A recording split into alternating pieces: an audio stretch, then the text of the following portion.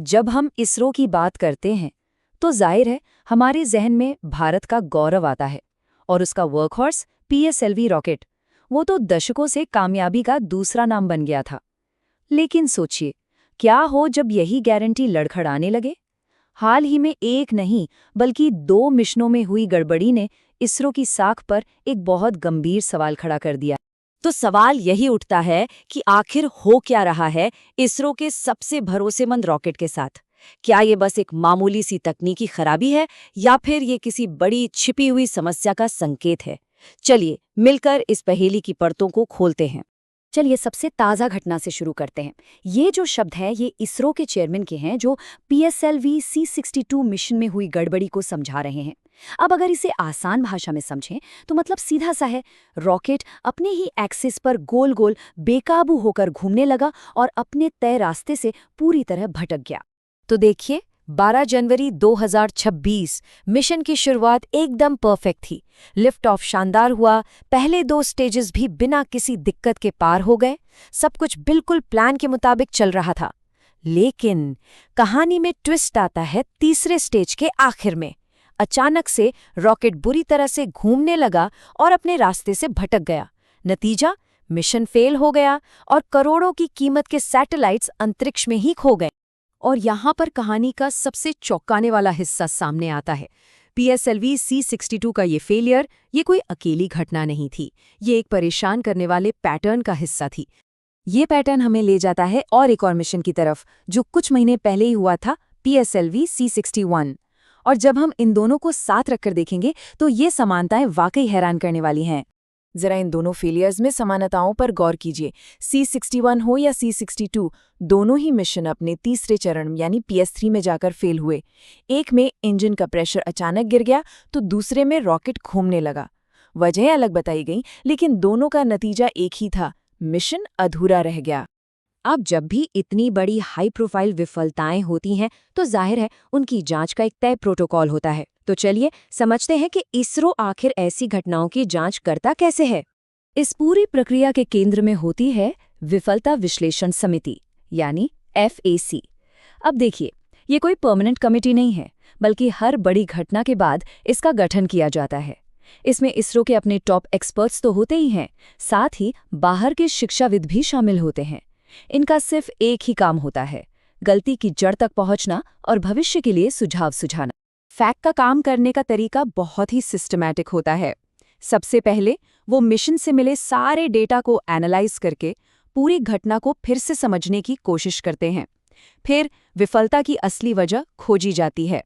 इसके बाद कमेटी ये सिफारिश करती है कि भविष्य में ऐसी गलती से बचने के लिए क्या-क्या बदलाव करने होंगे और आखिर में एक फाइनल रिपोर्ट सरकार को सौंप दी जाती है।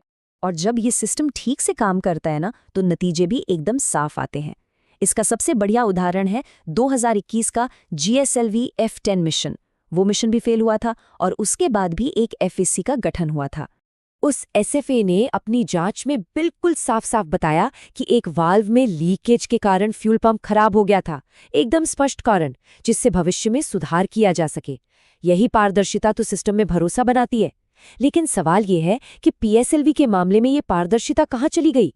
और यहीं पर इस पूरी कहानी में एक रहस्यमयी मोड़ आता है, खासकर जब हम बात करते हैं पहली विफलता की यानी पीएसएलवी C61 की जांच की।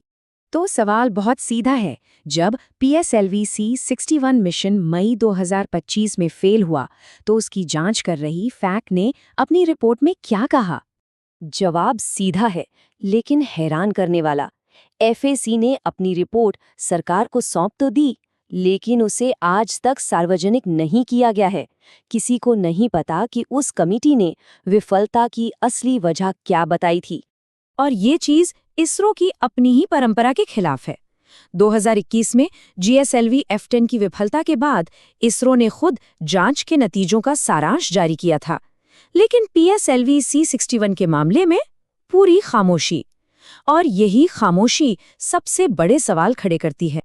तो इन विफलताओं और इस चुप्पी का नतीजा क्या निकला? चलिए अब इसके असर पर एक नज़र डालते हैं। देखिए, ये सबसे महत्वपूर्ण बात है। PSLV C-62 मिशन इतिहास में पहली बार था जब PSLV जैसा भरोसेमंद रॉकेट अपने साथ पेइंग कस्टमर्स के सैटेलाइट ले जाते समय फेल हुआ। इसमें अंतर्राष्ट्रीय और घरेलू दोनों तरह के ग्राहक थे। इसने भारत की कमर्शियल स्पेस लॉन्च सर्विसेज की प्रतिष्ठा पर सीधा असर डाला। नुकसान कितना बड़ा था, इसका अंदाजा इस लिस्ट से लगाइए। इसमें DRDO का एक जरूरी निगरानी सैटेलाइट था, थाईलैंड का एक अर्थ ऑब्जर्वेशन सैटेलाइट था। इनके अलावा यूके, नेपाल, फ्रांस, स्पेन और ब्राजील के पेलोड्स थे। और तो और भारत के 7 प्राइवेट स्टार्टअप्स के सैटेलाइट्स भी इसमें तबाह हो गए, जो देश के उभरते स्पेस उद्योग के लिए एक बहुत बड़ा झटका था। अब अगर वित्तीय पहलू को देखें तो थाईलैंड के सैटेलाइट का तो बीमा था, तो उनका नुकसान तो कवर हो जाएगा। लेकिन भारतीय प्राइवेट कंपनियों के सैटेलाइट्स का बीमा नहीं था, मतलब उनका सारा का सारा निवेश डूब गया। और DRDO के सैटेलाइट का नुकसान, वो तो सीधे सीधे हम टैक्स पेयर्स के पैसे का नुकसान है। और ये सब कुछ हमें इस पूरे विश्लेषण के अंतिम और सबसे जरूरी सवाल पर लाकर खड़ा कर देता है। इसरो जैसी राष्ट्रीय महत्व की संस्था के लिए राष्ट्रीय सुरक्षा के नाम पर जानकारी को गोपनीय रखने और एक सार्वजनिक संस्था के तौर पर पारदर्शी होने के बीच वो सही संतुलन आखिर है क्या? PSLV C-61 रिपोर्ट को सार्वजनिक न करना क्या सही कदम था, खासकर तब जब उसके बाद एक और वैसी ही विफलता हुई? ये एक ऐसा सवाल है जिस पर हम सबको सोचने की जरूरत है।